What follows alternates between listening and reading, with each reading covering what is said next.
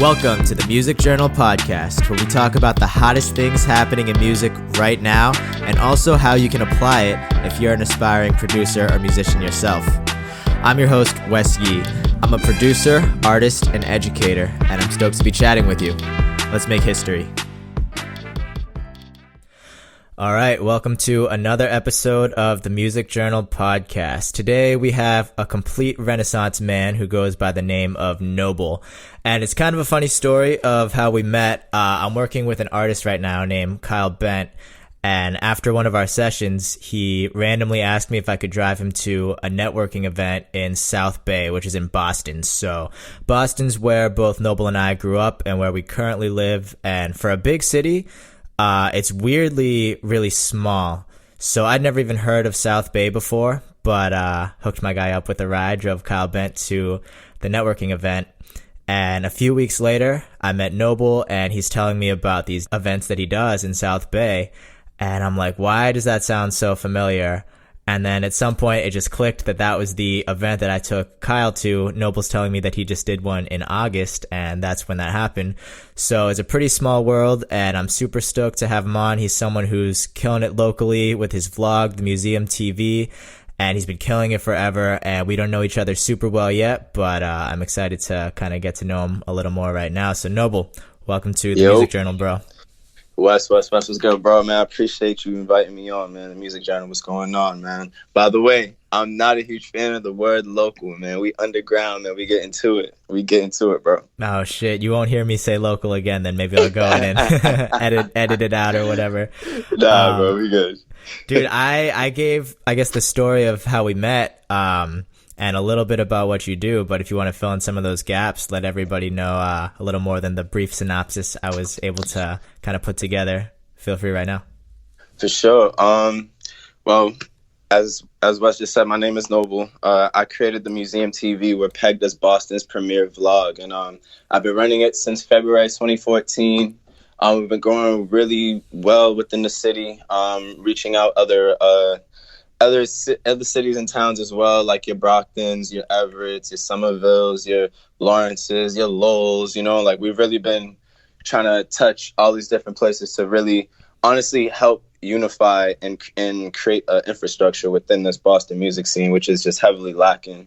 So that's kind of like been honestly the big picture of the Museum TV. But we started off as a photo contest. We started off as like a legit web show that was administering a photo contest that we would pay people $50 to Google a picture, and then halfway through the year we started paying people $100 to do it. It was 6 winners every month, so it was a decent possibility for you to actually win some cash with us. So that's how we kind of got our first hurrah around the city, and then from there we just kind of took a different route, a more consistent route, a route that was more content based because people was looking for more from us.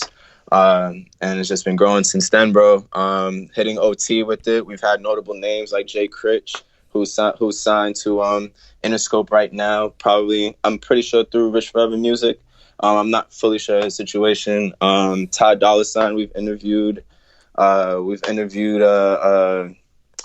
People. I mean, we've even interviewed people like Tim LaRue, who's Cousin Stiller's manager. So it's not even just to music. We've gone from music artists to chefs. Like I've interviewed, business owners. It's literally just about creators who are honestly just doing their thing and just going after what they want with the dope story and no fucking handouts. You know what I'm saying? Like they're just after their shit, and that's what I respect, and that's what I want to tell people about. Yeah, I respect the hell out of it too. You missed a name too, dude. Joyner Lucas was on Joyner Museum TV. TV. Facts. Just put out a music video today with Eminem, which is fucking crazy, dude. So sick to see that whole evolution, man. And that wasn't even that long ago, right? It really wasn't. It really wasn't. But it feels like it was hella long ago is the thing. But it really wasn't. I mean, we interviewed Kyle Bent too. Like it's Rosewood Babe. It's a lot. God. Dude, like we've honestly done, me personally anyway, I feel as though we've done a great job at surveying the culture and really hitting those real value points, I guess I'll say. Yeah, for sure. I'm definitely curious, man, because you said pretty quick that you're not a fan of the word local, But it's interesting to me because you've done so much for the local scene. I feel like, what do you kind of see the Museum TV being in, let's say, 5 years or so, if you're trying to branch out beyond Boston even? Because obviously the people that you're talking to are bigger than Boston, and they're bigger than just anything happening locally. But at the same time, I feel like you have a lot of hometown pride as well, as do I. I try to drop Boston as often as I can. 1 million. But I guess what's like the long-term vision for you with it? Honestly, when I first started, bro, the only thing that I had in my head was, how can I help, you know? And everything has stemmed from that. Like, to be quite honest, to tell you what 5 years would look like, I'd more than likely be lying, you know? The only thing that I could really say is the value that we have will grow outside of these state lines, and not just at the velocity that it's doing now, but definitely at a velocity that me personally I can respect, seeing as how this is my vision and, you know, just what I want to see happen. But end of the day, for me, I'm at a point where, like, I really don't care, like, what's going on outside of what I'm trying to do, because I know people are going to see the value in what I'm trying to do in due time. So that's really where I'm at, and I'm confident in that, and that's just what we're fighting towards, bro. I think that's a big thing that a lot of entrepreneurs and creatives kind of miss the mark on. You know what I mean? Like, I feel like a lot of people are really in it for themselves, and they kind of are like, oh, I'm doing everything this way and people need to like it because this is what I like. When in actuality, you know, at the end of the day, your consumers are essentially your boss. You know what I mean? Like, you're doing it for them, and these are the people who are going to support you for that reason. So, dude, I think there's always a slave and master relationship. There's always a slave and master, like, kind of dynamic going on. Like, I'm so sorry. Like, and people always put a negative connotation to that relationship right there because of the words master and slave. But dude, you take away the sting of the words, bro, you literally see that relationship, that dynamic in so many different ways in life. Like, you see what I'm saying? I kind of want you to expand on that a little more, because I'm still, I kind of get what you're saying, but I'm wondering if there are better words you could choose. Do you wanna explain why you kind of picked such powerful words to describe it? Because I don't stray away from honest conversations. Like, I love honest conversations. Like, when you take away someone's feelings from the situation, and the situation is just what it is, it works. You see what I'm saying? Like, let's just say you just said your boss, you know?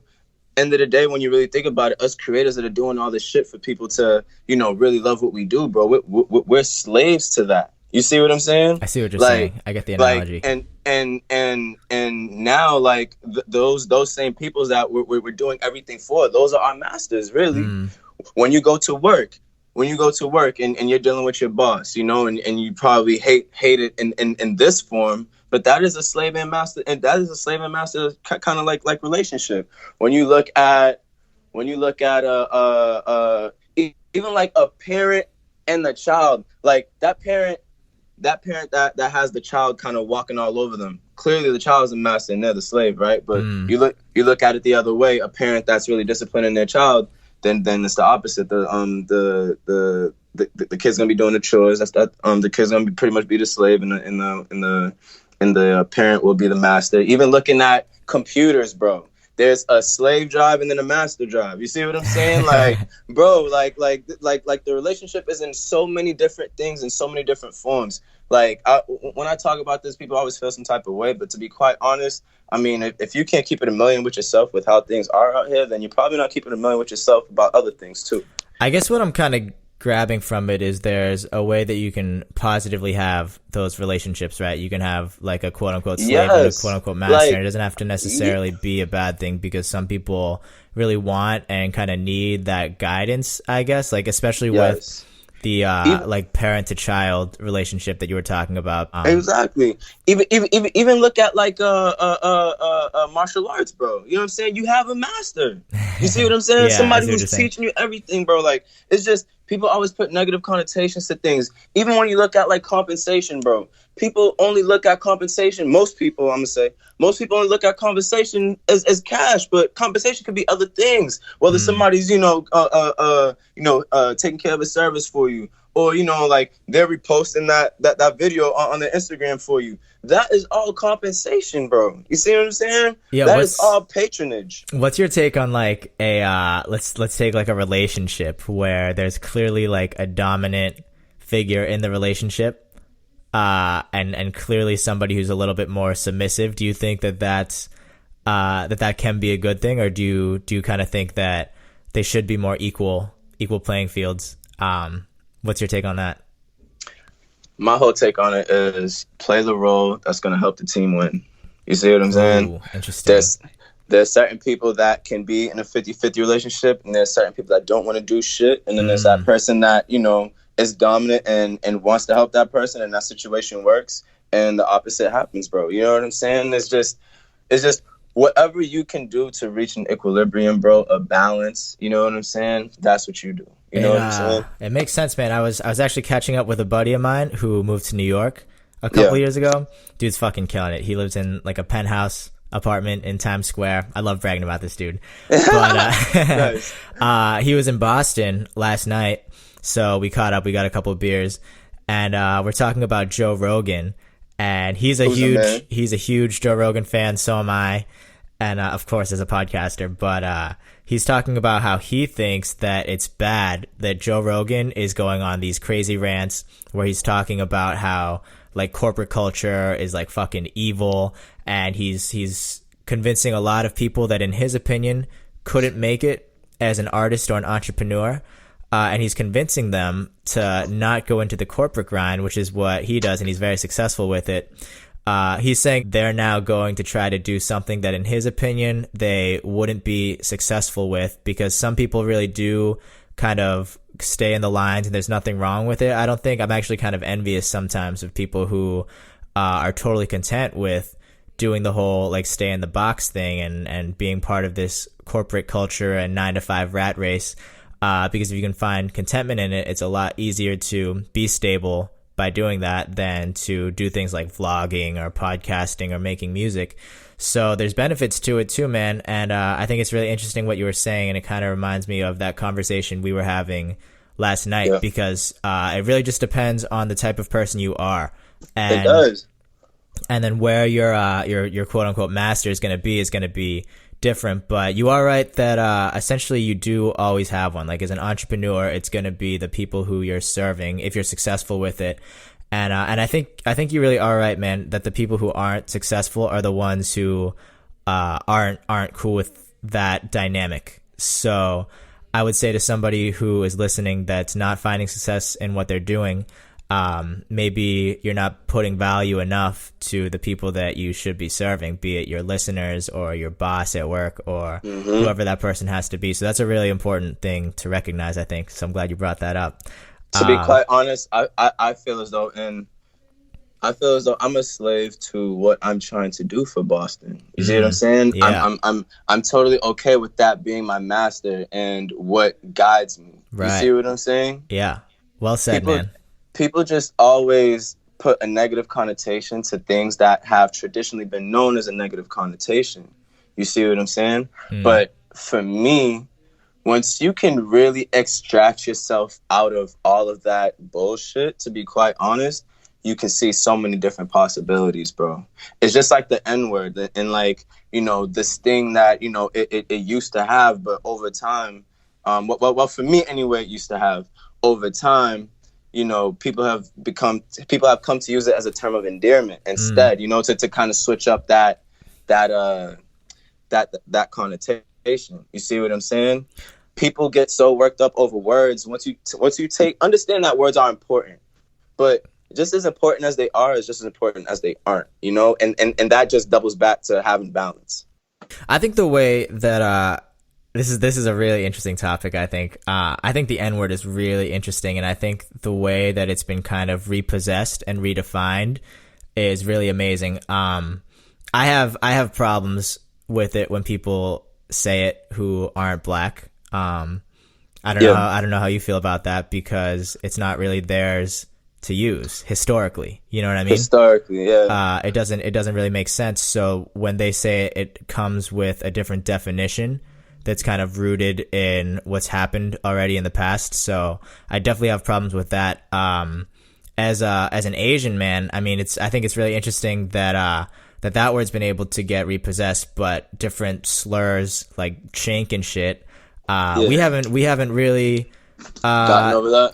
It's not that we haven't gotten over it, but it's just but black that people ain't gotten over the N-word too. So well, we haven't repossessed it in the same way. You know what I mean? Like, it's not a big deal if somebody who's not Asian says chink the same way it is if a white person were to use the N-word. It's not really something that's looked down upon, and it's kind of because of us. Like, we haven't, as a culture, expressed that that's something that bothers us, and we don't address each other in that way to make it a positive thing too. So I think it's interesting. Gotcha. I don't think it's necessarily a bad thing or a good thing, but I definitely find it pretty admirable that you were able to, not you specifically obviously, but just the way that it's been able to, just the way that it's been able to get repurposed and then used in the media by influencers and celebrities and stuff like that as kind of a positive thing, I think is a really powerful thing to be able to do, and it's definitely not easy.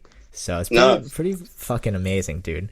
Yo, I'm wondering how you got started with this whole museum TV thing too. What's the story behind that?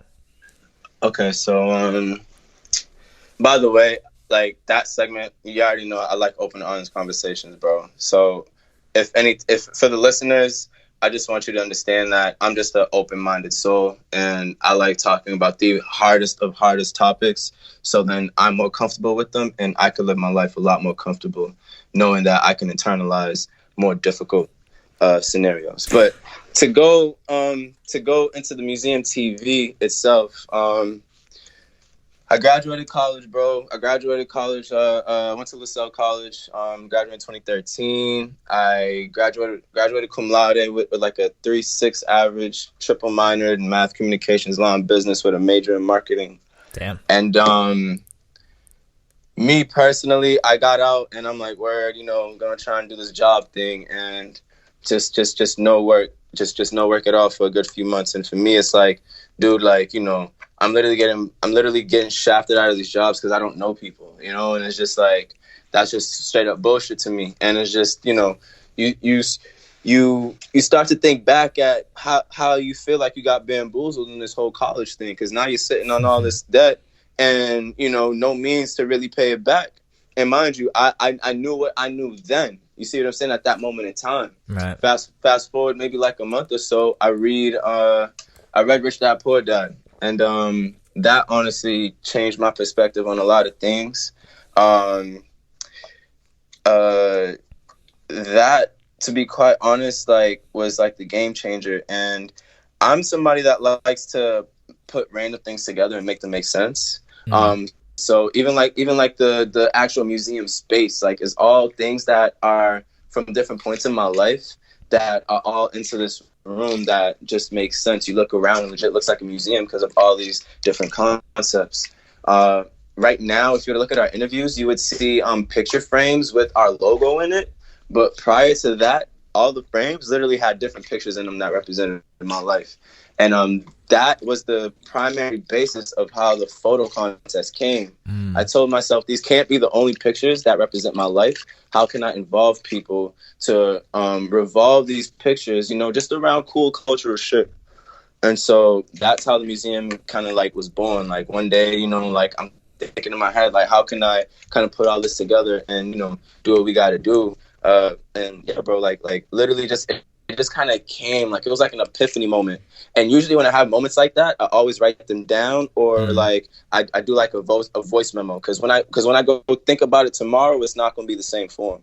You see what I'm saying? Absolutely. Some of my listeners know this. I don't know if you knew this, but I carry a notebook around everywhere I go for the exact same reason. That's a cool story, man, and it explains the name too, like the whole like exhibit component of it. Because I think, like, museum, it's like exhibits and documenting history, essentially. I try to keep the theme popping. I try to keep the theme going, for sure. Really quick, back to the first thing you were saying, though, about honest conversations. It's definitely something that stuck out to me about you, because I don't know if you remember this, but when we were kind of just like talking, shooting the shit, you were telling me that that if you can't have a conversation with somebody where there can be a mutual disagreement but still be okay with it, that's not somebody that you want to talk to. And that's something that I also really agree with, because I feel like a lot of people, it's like my way or the fucking highway, and that's no way to have a productive conversation that gets anywhere. You know what I mean? It just goes back to, like, you know, just business. Like, business, a huge part of business is communication. You know what I'm saying? Like, if you can't communicate with people, bro, you're fucked. Like, you're absolutely fucked. And if you legit can't, you know, agree to disagree on things, then you're definitely gonna be fucked, because that's gonna happen more than one time along your journey. You want to know something funny, man? I I think it's really interesting, like Facebook ads and shit like that. Like, I think you could tell a lot about a person by the ads that they get on their Facebooks, because it's going to be based off of like shit that they search, right? I don't know how I got this ad, dude. But I got an ad recently by a business called The Leading Asian Man, and it's basically this Asian dude. I don't even know how he like targeted specifically Asians either. But his whole business is centered around like him having a course that's like $300 where he teaches you social skills. And I'm like, what? Like, this guy's gonna try to fucking teach me how to fucking... First of all, everybody's in different places socially, right? Like, who are you to tell me that I need a fucking course on my social skills? Like, I'm a podcaster, you know what I mean? Fact. So I was like, this is interesting. This is different. So, I'll often sign up for things that I see ads for just to like see what it's about, just cause I think it's like kind of funny. But, I signed up for this guy's thing, and I actually unsubscribed literally today. And he sends me like all these emails where he's like, yeah, like I was like you once, like I was super antisocial and I couldn't talk to anybody and I couldn't talk to women. I'm like, what the fuck is this? Are people like buying this guy's $300 course? That's like, not for you, Wes. That's like teaching them how to communicate with people. So I guess my next question is like, what would you recommend to somebody who doesn't have like the necessary social skills to potentially start their own business? Because I think for me, I have two younger sisters, so I definitely feel like growing up constantly with communication has helped me have whatever social skills I have to this day. What would you recommend to somebody who I guess is trying to like put themselves out there more and can't for whatever reason? Well, to be quite honest, they're in a great place because there's room for growth. For people that are uncomfortable talking to people, this is literally the time to, honestly, and this is going to sound, you know, not the greatest, but, or I guess cliche, but you literally got to get out there and honestly talk to people. Like, literally kill all those fears. Like, one of my favorite tattoos that I have is Kiss the Fear. It's literally lips with Kiss the on top of it and fear on the bottom. Oh, that's sick. That, yeah, bro. Kiss the fear, you know what I'm saying? Like, legit, just more, you know? Like, you kiss things that, you know, you can tolerate, really. Like, you know what I'm saying? Like you love, but it's kind of fear, you know? Yeah, that's kind of the concept behind that. But that's what I would tell them. You honestly got to kiss the fear, like, because that instance where you're really kind of breaking out of your shell, you're growing into a whole new person. Like, you're literally going through metamorphosis. Like, for me personally, like, I'm not a sociable person, bro. Like, you know what I'm saying? Like, I'm honestly not. But the host of my show was, and that's the reason why he was the host of the actual show. I was handling the back end stuff. So I guess my second piece of advice would be to be around somebody who is, and start to, you know, just take notes of how they are, because I've learned a lot from my from the original host of the Museum TV, Bro God. He's actually also my nephew's father. So there's a lot of things that honestly kind of fell in place for me as far as the museum. that honestly made me a lot more confident to go along with it. But looking back at everything, if I was to decipher things, because again, I'm not a sociable person, it would be to be around people that are, and just take little gems, try things out. Nobody's gonna know that you're testing yourself. Like have these small self challenges where it's like, all right, cool. Let's try and do this after what I just saw this person do successfully with X, Y, and Z. Dude, there's a video of Will Smith where he talks about how he was going skydiving for the first time. Like he was with a bunch of his friends or whatever, and they all get shit faced. And one of them's like, yeah, like we're gonna go skydiving tomorrow, and everyone's like, yeah, and he's like, yeah, and he goes to bed that night and like can't sleep. He's like, why did I agree to jump out of this plane? He's horrified to do it, and he's like secretly hoping that nobody shows up to the thing. And then the next morning, he like didn't sleep at all, and he shows up, and he's secretly hoping like everybody else like bitched out. And he gets there, and everybody's there, and he doesn't want to look like the only guy who's not gonna jump out of the plane. So he's like, shit, like I gotta do it now. And they like fly up, and he's talking about how the guy's like about to push him, and he counts to 3 but pushes him on 2 because people grab on 3, and he's talking about how like he's horrified and doesn't want to do it, and they push him, and he like his heart stops for a second, and then he falls, but he says it's the most blissful experience of his entire life, and he says the exact same thing pretty much. He says on the other side of fear are the greatest things in life. So I thought that was pretty powerful. That's what that reminded me of.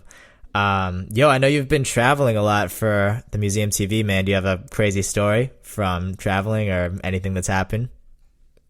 I found myself in Kodak Black's studio in Fort Lauderdale. Yo, no way. Yeah, when he was I'm not 100% sure if he's still with Dollars and Deals. But when he was first like really, really popular, honestly, like we brought Kodak Black's name to Boston. Like that's 100% facts.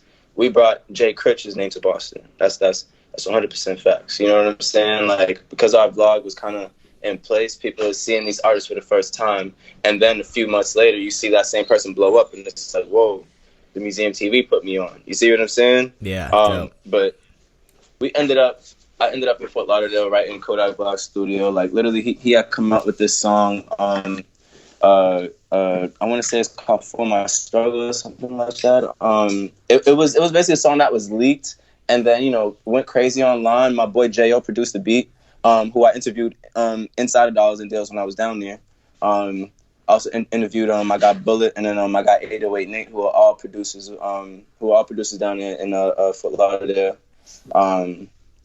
But yeah, bro, it was honestly just cool, just the aura. Like literally, I was in the room that was like floating around Instagram. You know what I'm saying? Like you're sitting there dancing in the little room, like to the song that nobody's ever heard. It's still unreleased, and I'm in the room, bro. I'm literally in the room, and I'm with the guy that made the beat. That's awesome, dude. That's fucking sick.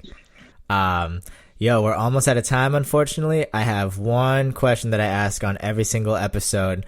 I feel like your answer is going to be really good. If you had unlimited money, no strings attached, what would you do and why?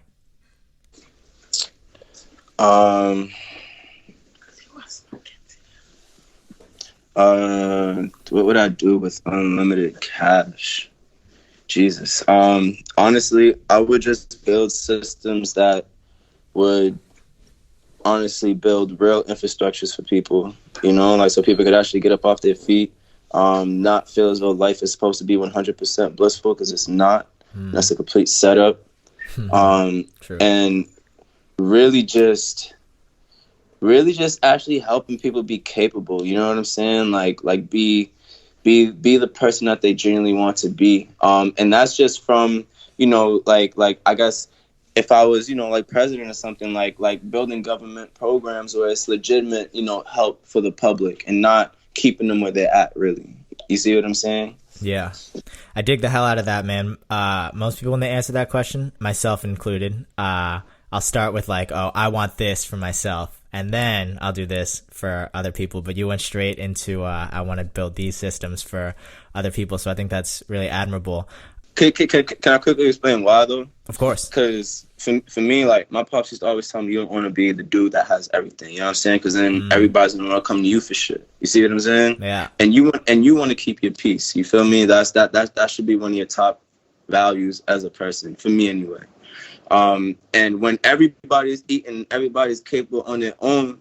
They're doing shit on their own. They're not gonna come to you. You feel me? Yeah. They're doing shit on their own, so you get to keep your peace. Everybody ain't looking to steal or rob from you because they got their own. So that's my mentality behind it, bro. If everybody is good and everybody's eating, we solid. Yeah, your dad's obviously really wise.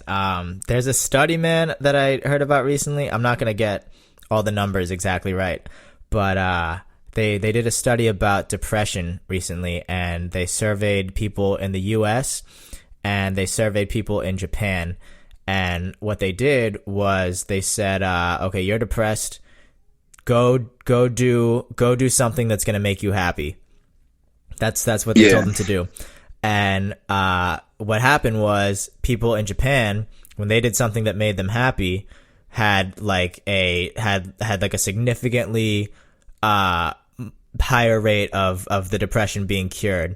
And you know what the difference between the people in Japan and the people in the US is that people in the US, when they were told to do something that made them happy, they did something for themselves.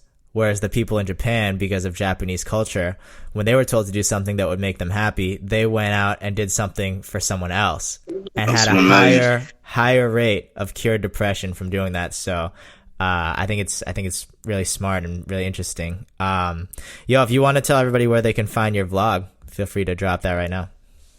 Yes, sir. The Museum TV, Boston's premier vlog. We are on Instagram at the Museum TV, Twitter at the Museum TV. I also have our website, tmtv.world. So you see where the vision is really trying to go. But yeah, those are our main strongholds. We also have Facebook as well, but to be quite honest, I'm not heavily on Facebook like that to really manage it. I should get somebody to manage it, but Instagram, Twitter, website, holla at us. The email is museumtv@gmail.com. If you have any inquiries, even if you wanted to reach out to, follow up about this podcast, I'm totally open to, again, having open and honest conversations. Dope. Noble. You're the man. Thanks for being on the Music Journal. Yo, Wes, I appreciate you inviting me on, bro. I hope I was able to, help somebody out there and help the podcast grow, bro. Thank you for tuning in to this episode of The Music Journal. I hope you enjoyed it, and I hope you got a lot out of it. If you want to know more about me and what I do, I just put out a personal EP on Spotify. You can go to bit.ly/Wes Yee Spotify. And if you want to know more about music production, I teach an online course about it too. Just shoot an email to wes@homestudiohits.com and I'll send you an application.